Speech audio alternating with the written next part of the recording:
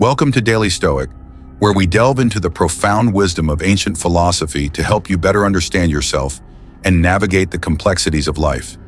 In today's video, we explore a timeless observation by Thales of Miletus. While we often believe we know others, the real challenge lies in truly knowing ourselves.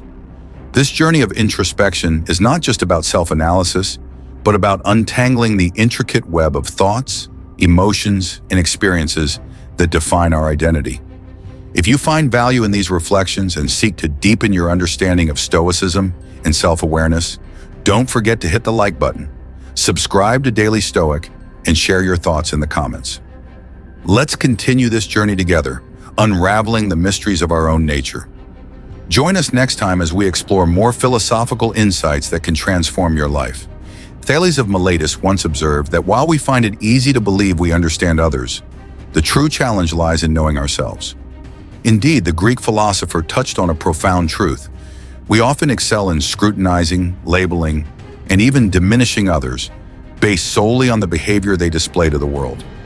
On the surface, the personalities of those around us appear straightforward, predictable, and easy to decode.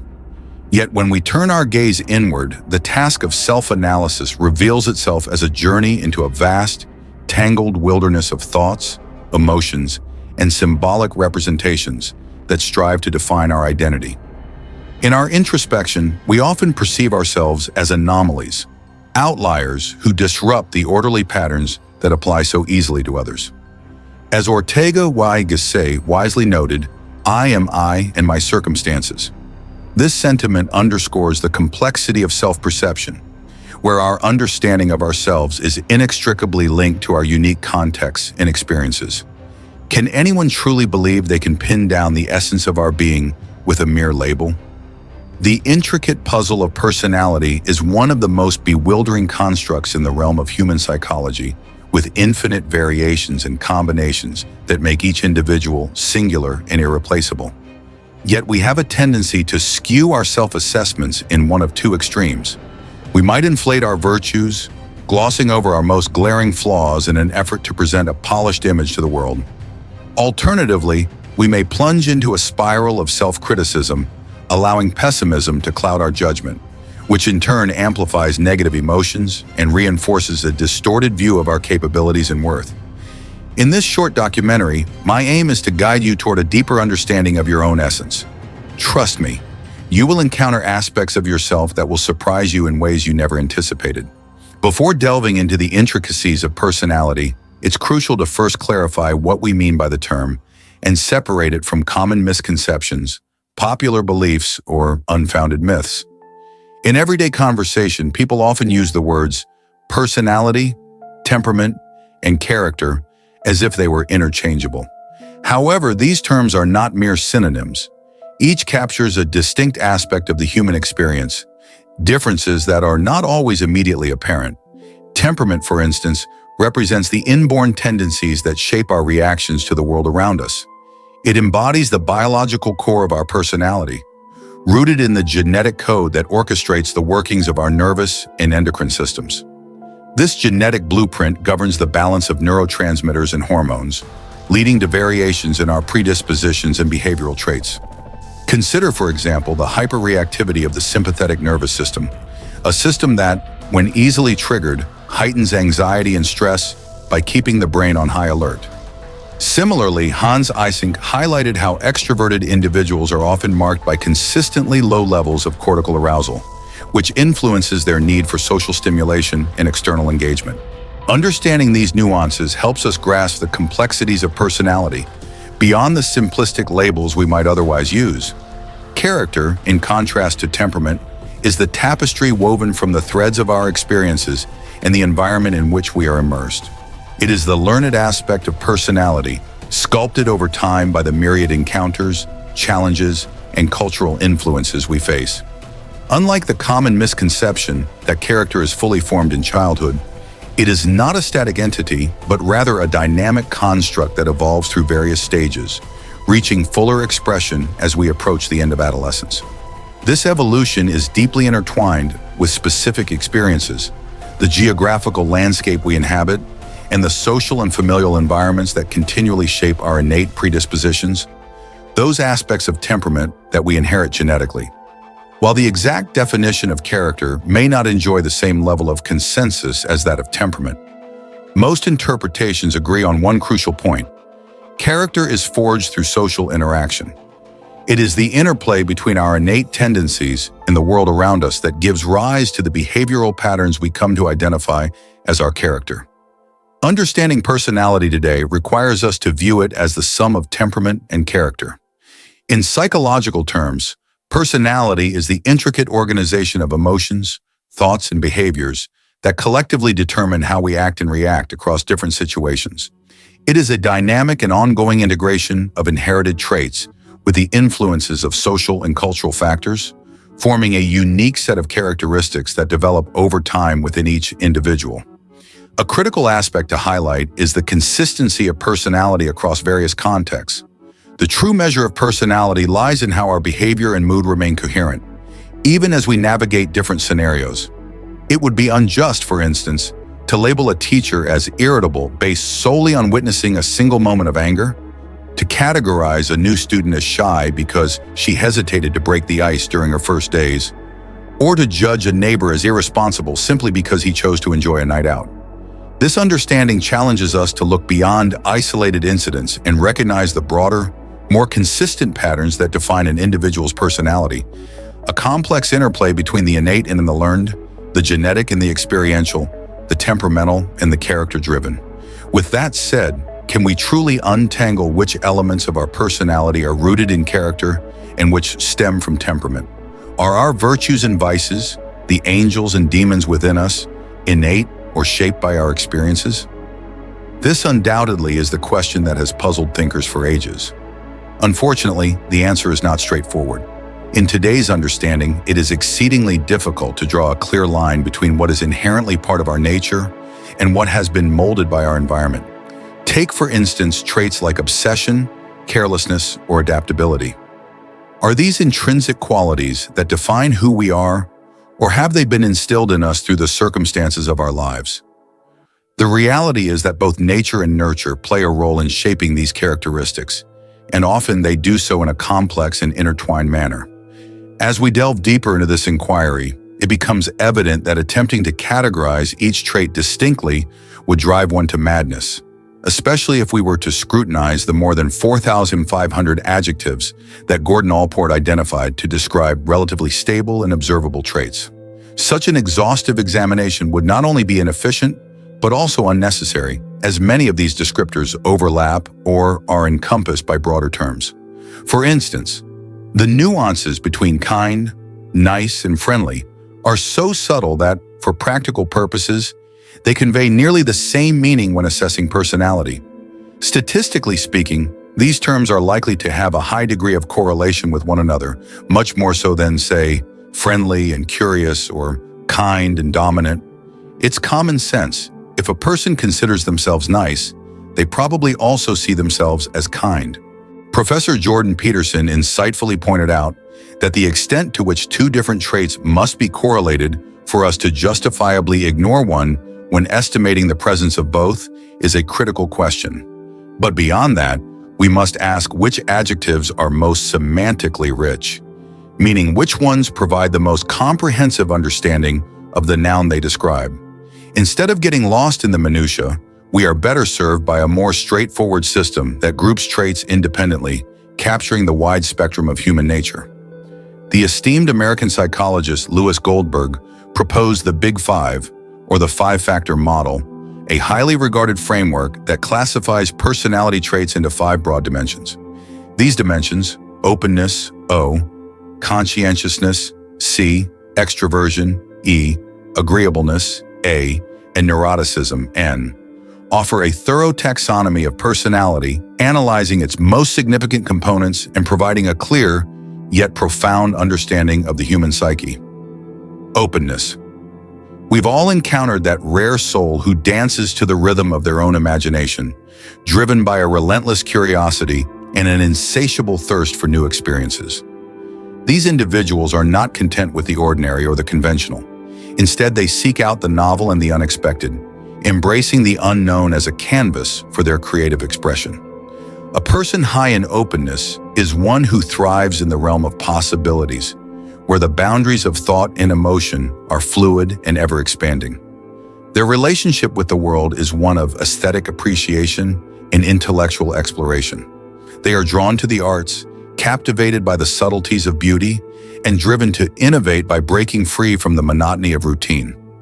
This deep-seated need to explore and create is matched by an equally profound respect for the emotional landscapes of both themselves and others. The hallmark of openness is a mind that delights in abstraction and thrives on intellectual challenge, often gravitating towards ideas that are far removed from the concrete and the mundane. It is no surprise, then, that musicians, philosophers, writers, architects, advertisers, and designers, those who shape and reshape the world with their ideas, often embody this trait. In stark contrast, those who score low in openness tend to cling to the familiar and the traditional, finding comfort in simplicity and straightforwardness. The complexities of art and science may elude them, not out of incapacity, but out of a lack of interest. Where the open mind sees opportunities for growth and discovery, the closed mind sees only unnecessary complications. In essence, a person who embodies openness might say, "I am full of ideas. I express myself in unique ways. I seek out new adventures, and I am quick to understand new concepts." On the other hand, someone with a more closed outlook might confess, "Abstract thinking doesn't interest me. I lack imagination, and I find it difficult to learn new things." Conscientiousness. There is a certain satisfaction in knowing that a significant portion of my audience, like myself, values the principles of conscientiousness, often synonymous with diligence and scrupulousness. Conscientiousness is not merely a trait, it is a way of life, a disciplined approach to existence that prioritizes order, precision, and deliberate action. At the core of this dimension lies self-control, a vital force that empowers us to plan, organize, and execute our tasks with unwavering commitment. Conscientious individuals are meticulous, paying close attention to detail, and industrious, relentlessly pursuing their goals with a sense of purpose and responsibility. This conscientious nature is most apparent in those who demonstrate an exceptional ability to manage their time, maintain punctuality, and uphold reliability. Yet it is worth noting that some psychologists argue for a distinction between the capacity to plan and perform tasks and the quality of honesty in interpersonal dealings. Why should a person who excels in their duties automatically be considered sincere? Are these not separate dimensions of character? While discipline and order may not always align with loyalty, the correlation between these traits is strong enough to warrant their joint evaluation. In defining a person who excels in conscientiousness, we recognize someone who is determined, goal-oriented, and capable of controlling impulsive desires in favor of long-term success. Their ability to focus and concentrate is remarkable, and it is no exaggeration to say that much of my content is dedicated to fostering or enhancing this particular characteristic. Responsibility, a byproduct of conscientiousness, is a trait frequently found among entrepreneurs, engineers, doctors, lawyers, musicians, and military personnel, professions where precision and reliability are paramount. Conversely, those who lack conscientiousness often embody a more relaxed and informal approach to life, sometimes mistaking flexibility and personal freedom for negligence and disorder. In short, the testimony of a highly conscientious individual would likely be something like, "I am always prepared, I pay attention to details, I complete my tasks promptly, I value order, and I hold myself to high standards in my work. I never forget my belongings, I follow a specific schedule, and I consider myself a valuable member of society." Among the Big Five personality traits, conscientiousness stands out as the strongest predictor of success across health, professional, and economic domains. Extroversion. Why is it that some individuals find themselves invigorated by the constant presence of others, while others seek refuge in solitude, shying away from social interactions? The root of this divergence lies in the degree of extroversion within each person, a trait marked by an innate affinity for sociability, an eagerness to connect, and a boldness in navigating social situations. An extrovert is often deeply attuned to the external world, finding joy in the energy and dynamism that comes from being surrounded by people. They are the life of the party, the friend who eagerly jumps at the chance to join in, even at the last minute, their enthusiasm and charisma effortlessly drawing others to them. For extroverts, the social realm is a playground where their rich experiences equip them with the tools to attract positive attention, entertain those around them, and assertively share their thoughts and desires. They thrive on interaction, their spirits lifted by the vibrancy of communal life. In contrast, introverts tread a different path, one marked by a preference for tranquility, introspection, and discretion. While they may not engage with the external world as fervently as extroverts, this does not imply shyness or a lack of confidence. Rather, introverts find fulfillment in the quietude of their own company, where creativity, focus, and intellectual growth can flourish undisturbed. It's crucial to understand that introversion is not synonymous with isolation. While prolonged solitude can lead to feelings of loneliness and may contribute to conditions like depression or anxiety, introversion in healthy moderation is a source of deep inner strength. An extrovert might say, "I love being around people. I feel at ease in social settings. I enjoy chatting with a variety of people at events and gatherings. I don't mind being the center of attention, and I'm comfortable starting conversations and forming diverse friendships." On the other hand, a person who is more reserved might express, "I don't talk much. I dislike being the focus of attention. I carefully consider my words before speaking. I'm quieter than usual around strangers, and I dread speaking in front of large groups." Agreeableness, the timeless principle, treat others as you would like to be treated, forms the very bedrock of agreeableness. Known also as affability or sympathy, agreeableness embodies the continuous and sincere expression of respect, tolerance, and kindness, regardless of one's level of sociability or communicative style. An agreeable individual exudes humility and simplicity in all their interactions, placing trust in the honesty of others, with a natural inclination to assist those in need. Their capacity for empathy allows them to see the world through the eyes of others, enabling them to accept different opinions, beliefs, and values with an open heart.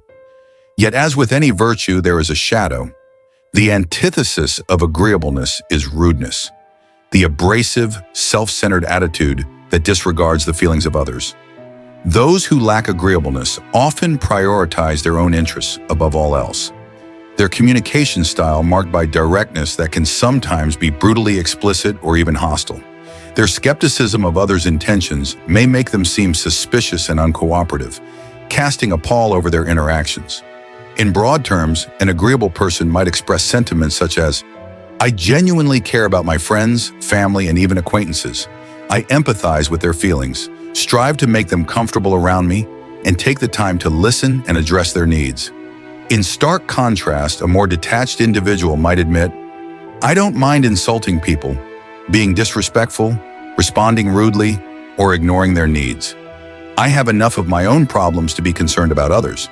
These two contrasting dispositions, extroversion and introversion, agreeableness and rudeness, highlight the diverse spectrum of human personality, each trait contributing to the rich tapestry of who we are. Neuroticism. Now we delve into the fifth and perhaps most intricate of the personality traits. Neuroticism, or as some might prefer to call it, emotional instability. This trait encapsulates the human tendency to be besieged by a spectrum of adverse emotions, anger, guilt, sadness, inferiority, and despair, that often cascade into mental disturbances such as anxiety and depression. Eysenck's theory of personality, introduced in 1967, illuminates the interconnectedness of neuroticism with a diminished tolerance for external pressures and negative stimuli. For individuals who grapple with significant emotional volatility, the world often appears as a hostile and unforgiving landscape, where even the most mundane daily task can seem insurmountable. Their perception of reality is tinged with a sense of impending danger, leading them to engage in reactive, vulnerable, and erratic behaviors that over time only reinforce their struggles. On the opposite end of the spectrum lies the absence of neuroticism, where individuals are characterized by stability, calmness, resilience, and optimism. These individuals are not impervious to life's challenges, but they navigate them with a steadiness that allows them to maintain consistent behavior, regardless of the storm they may face. It is important to note, however, that this stability does not imply the complete absence of negative emotions. Rather, when these emotions arise, they dissipate quickly, leaving little lasting impact on mental health. The essence of neuroticism can be encapsulated in the self-reflections of those who score high in this trait. I am easily irritated, frustrated, stressed, saddened, scared, and I lament often. I worry excessively about everything and frequently experience intense mood swings that seem more pronounced than those of the people around me.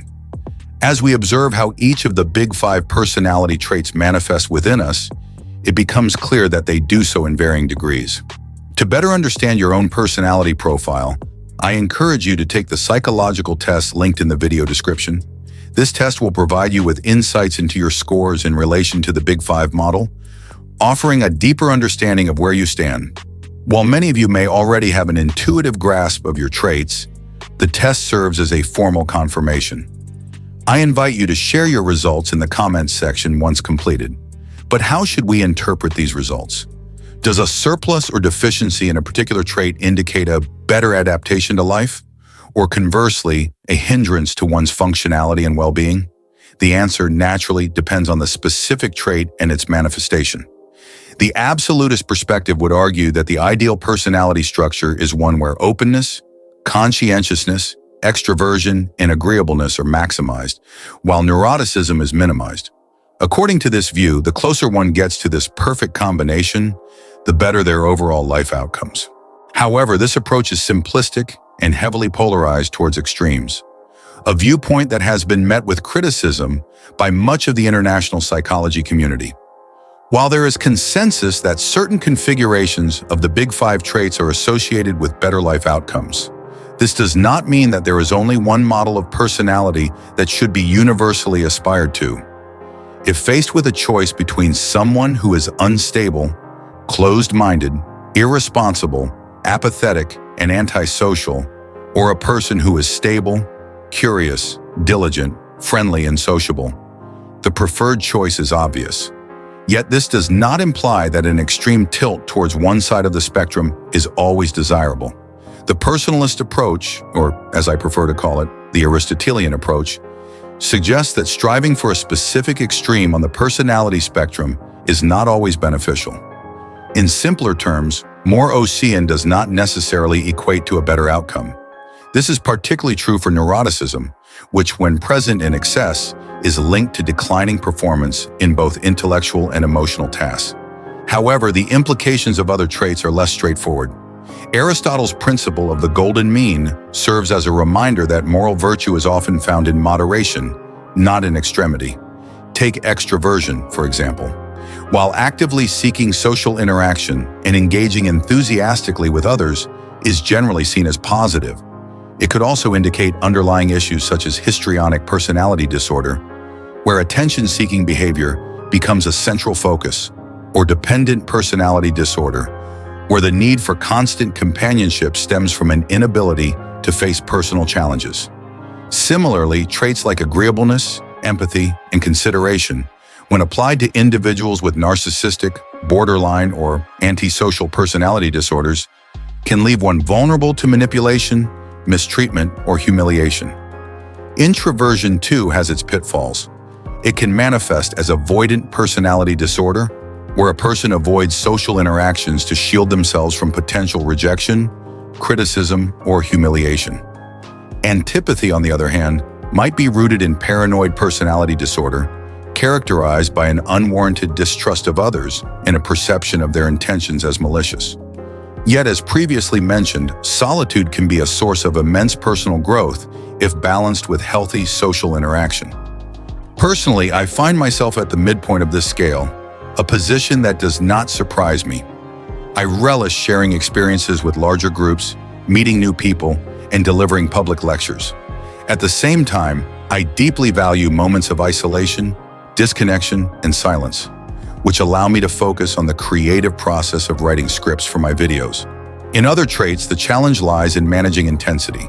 Conscientiousness, for instance, when taken to the extreme, can lead to obsessive-compulsive personality disorder, where an overwhelming concern with rules, order, and control leaves little room for spontaneity, flexibility, or improvisation. This can result in frustration, anxiety, and depression when the impossibility of meeting such rigid standards becomes apparent.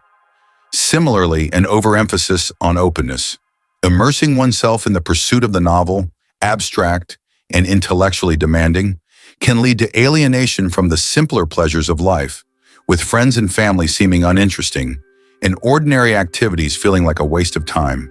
It is crucial to learn the art of balance, creating a comfort zone where one can recharge without completely abandoning the pursuit of intellectual and creative endeavors.